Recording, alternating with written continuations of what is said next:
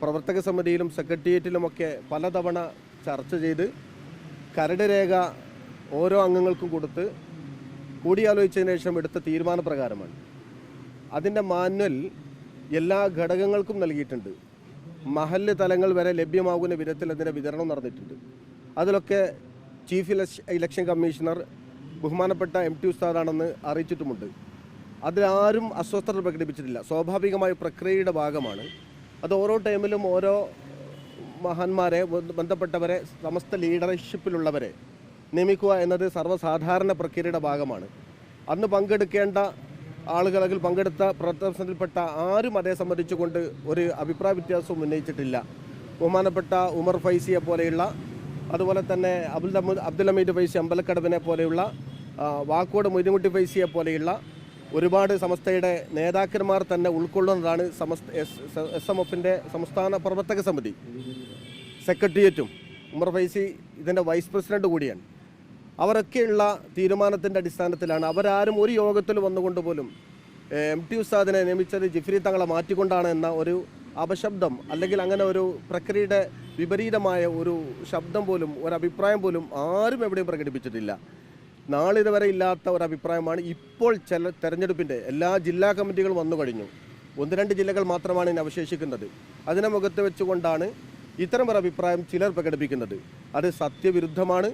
ഒരിക്കലും ബഹുമാനപ്പെട്ട സയ്യിദുൽ ഉലമയെ അവഗണിച്ചുകൊണ്ട്, സമസ്ത നേതൃത്വത്തെ അവഗണിച്ചുകൊണ്ട് സുന്നി മഹല്ല് ഫെഡറേഷൻ്റെ തെരഞ്ഞെടുപ്പ് പ്രക്രിയ ഉണ്ടാവില്ല എന്ന കാര്യം തീർച്ചയാണ്. ഇത് സുതാര്യമായ ഒരു പ്രക്രിയയുടെ ഭാഗമാണ്. ഇതിലൊരു അജണ്ട ഇല്ലല്ല. ആരെയും മാറ്റി നിർത്തില്ല. ജനാധിപത്യ രീതിയിലാണ് ഇതിന് തെരഞ്ഞെടുപ്പ് നടന്നിട്ടുള്ളത്.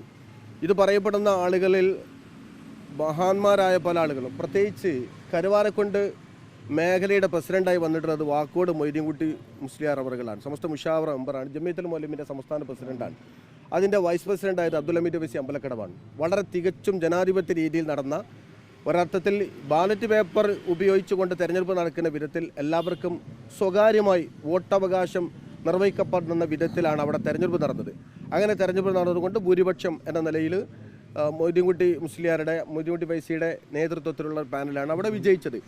ഒരാൾ ഈ അജണ്ട ഇതിലില്ല. ആരും വരാതിരിക്കാനുള്ള ഒരു കരുതി കൂട്ടിക്കൊണ്ടുള്ള ഒരു മാനുവൽ പ്രക്രിയയും ഇതിൻ്റെ ഭാഗമായിട്ടില്ല.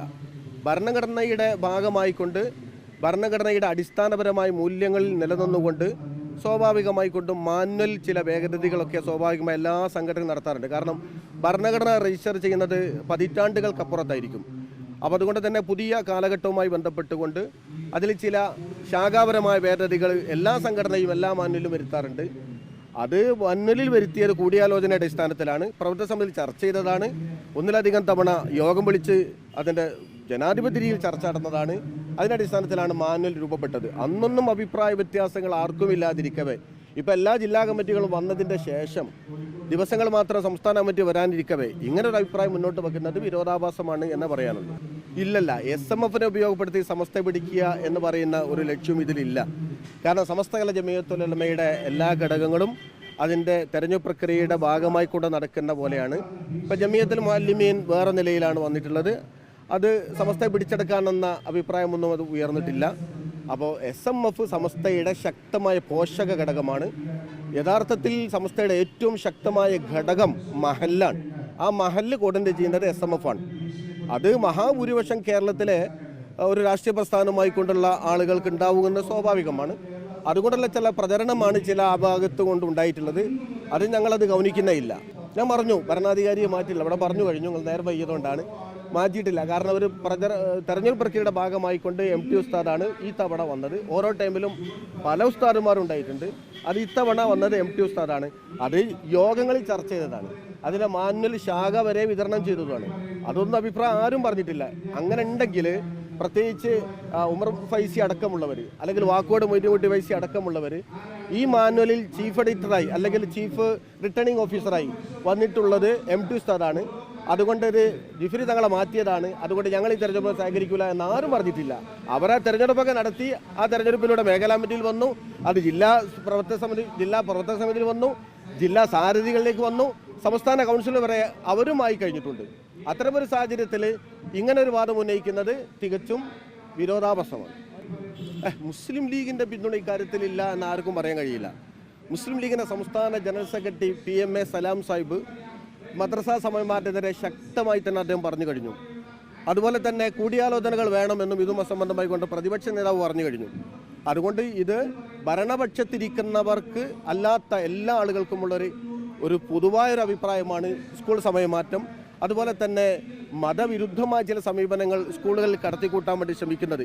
ഇപ്പോൾ 9ാം ക്ലാസ്സിലെ പാഠപുസ്തകത്തിൽ ജെൻഡർ ന്യൂട്രാലിറ്റി ഗവൺമെൻറ് കൊണ്ടുവന്നിരിക്കുകയാണ്.